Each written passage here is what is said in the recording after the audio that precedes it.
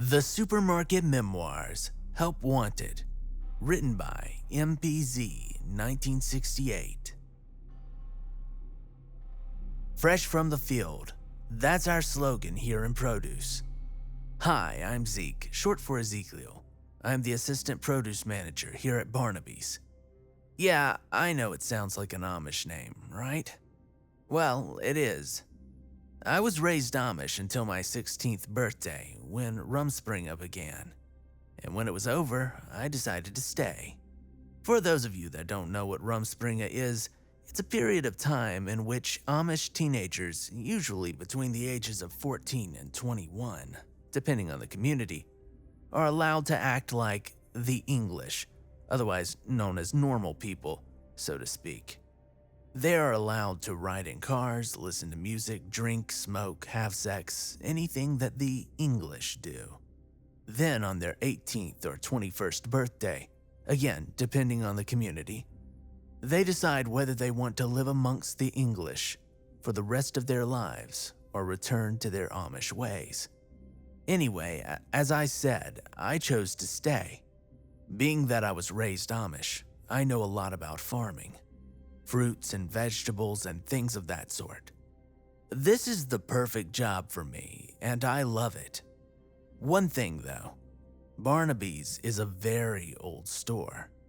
We still get all of our fruits and vegetables from local growers.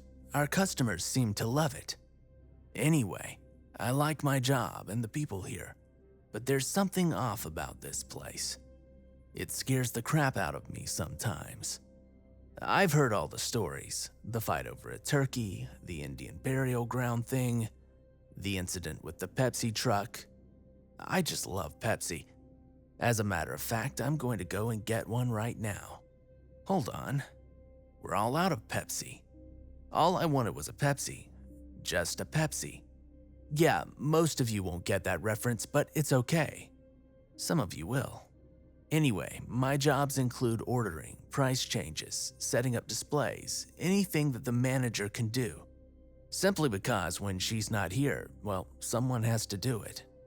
All produce associates are responsible for filling the department, cleaning the shelves, baling cardboard, making bales.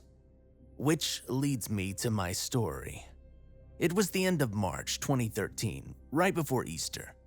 We were busy. People were buying everything. We were putting out product left and right, which created a lot of cardboard to be baled. In case you haven't noticed, I like to talk. Anyway, I needed a break from all the craziness after some old lady in one of those riding shopping carts things. I think they call it a mall cart or something like that. I don't know.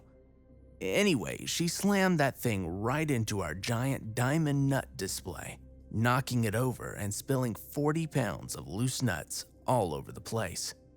It was a nutastrophe. I just walked away. I went to the prep room and grabbed a cart of cardboard and took it to the back to bale it.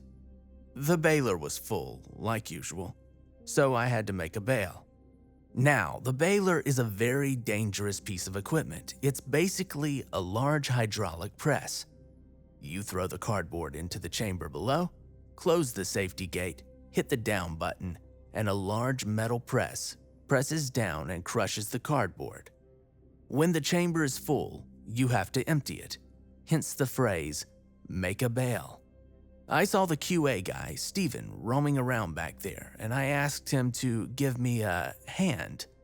He didn't think it was funny, but that's a different story. Anyway, he agreed and grabbed a pallet to put the bale on. I grabbed the baling wire and started to wrap it around the bale. Now, baling wire is a very thin piece of wire, and they have been known to break. We finished wrapping the bale and put the pallet in place, then closed the gate, hooked up the chains, and so the bale would eject, and then we hit the up button. Steven and I stepped to the side. Anyone who has worked in the grocery business for more than a week knows to stay clear of a bale being made. Well, apparently no one told Stephanie, the deli manager. She walked by just as the bale was ejecting. One of the wires snapped and came flying back. It came back fast and it hit her directly on the side of her face, right over her left eye, slicing her diagonally across her face. She fell to the ground screaming and grabbed her face. Blood was pouring out from between her fingers. Steven and I ran over to help her. Now, I've seen many accidents like this when I was growing up, so it didn't faze me. But, to add insult to injury, Steven threw up on Stephanie's lap, which was so gross. Anyway, I moved her hands. It was a bloody mess, like something from a bad 80s horror movie. Her eye was hanging out of its socket, her nose was ripped completely off, as well as her right cheek. The left side of her face was hanging down, exposing tissue, bone, and the empty eye socket. Most of her teeth were knocked out as well. She was screaming frantically, kicking her legs all around.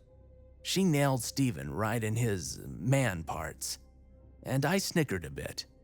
He was useless at that point. Anyway, she started gasping for air. Her one eye rolled back into her head and she passed out. Blood was still gushing everywhere. I thought that she was dead. I picked her up and I ran out the back room, through the store and up to the front, completely covered in blood. I laid her on a conveyor belt.